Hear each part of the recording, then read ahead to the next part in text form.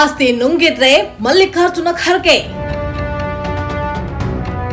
ರಾಜ್ಯದಲ್ಲಿ ವಕ್ಫ್ ಆಸ್ತಿ ಕಬಳಿಸಿದ ಮಹಾನಾಯಕರು ಯಾರ್ಯಾರು ಗೊತ್ತಾ?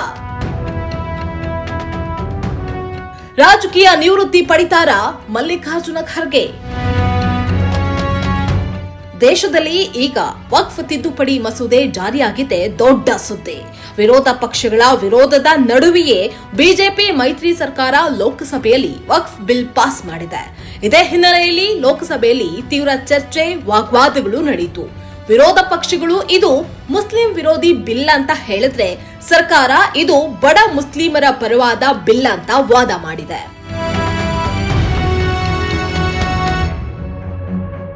ವಕ್ಫ್ ಹೆಸರಲ್ಲಿ ದೊಡ್ಡವರು ಆಸ್ತಿ ನುಂಗಿ ನೀರು ಕುಡಿದಿದ್ದಾರೆಯೇ ಹೊರತು ಇದರಿಂದ ಬಡ ಹಾಗೂ ಮಧ್ಯಮ ವರ್ಗದ ಮುಸ್ಲಿಮರಿಗೆ ಯಾವುದೇ ಅನುಕೂಲ ಇಲ್ಲ.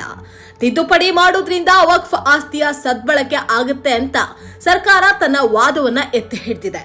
ಜೊತೆಗೆ ವಕ್ಫ್ ಮಸೂದೆಗೆ ವಿರೋಧ ಮಾಡ್ತಾ ಇರುವ ಅನೇಕ ದೊಡ್ಡ ಮನುಷ್ಯರೇ ವಕ್ಫ್ ಆಸ್ತಿಯನ್ನ ಸ್ವಾಹ ಮಾಡಿದ್ದಾರೆ. ಹಾಗಾಗಿಯೇ ಅವರು ತಮ್ಮ ಬಂಡವಾಳ ಬಯಲಾಗುತ್ತೆ ಅನ್ನುವ ಕಾರಣಕ್ಕೆ ಬಿಲ್ ಪಾಸ್ ಮಾಡೋದಕ್ಕೆ ವಿರೋಧ ಮಾಡ್ತಿದ್ದಾರೆ ಅನ್ನೋ ವಾದವೂ ಎದ್ದಿದೆ.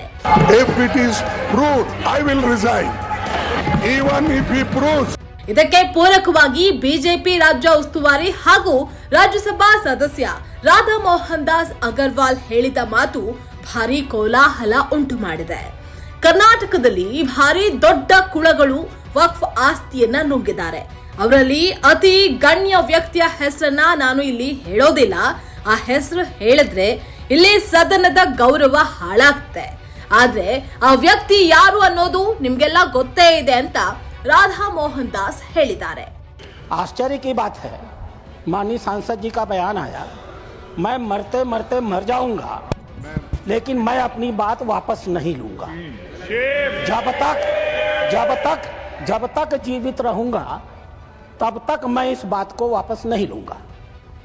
यह बताता है कि जो कुछ उन्होंने कहा था सोच समझ के कहा था, होशो हवास में कहा था, नियोजित तरीके से कहा था.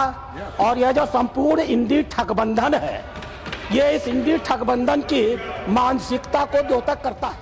ಅವರು ನೇರವಾಗಿ ಹೆಸರನ್ನ ಹೇಳ್ದೇ ಇದ್ರು ಅದು ಮಲ್ಲಿಕಾರ್ಜುನ ಖರ್ಗೆ ಅನ್ನೋದು ಎಲ್ರಿಗೂ ಅರ್ಥ ಆಗಿತ್ತು.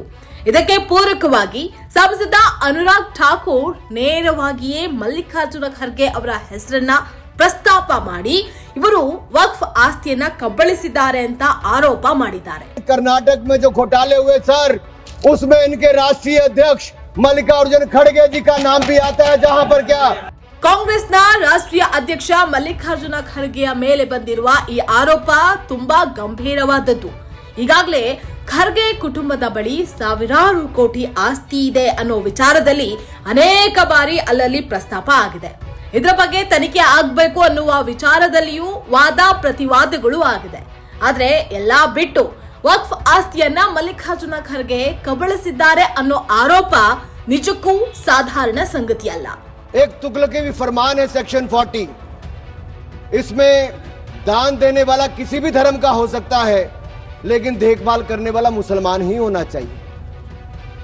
ये मंदिर में तो ऐसा नहीं है. सरकारें मंदिर का, ये कर्नाटक की सरकार है कांग्रेस की, 450 करोड़ रुपया साल का आप इकट्ठा करते हैं.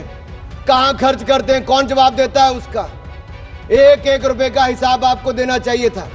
क्या किसी मस्जिद का पैसा आपने लिया? क्या किसी वक्फ बोर्ड का पैसा आपने लिया?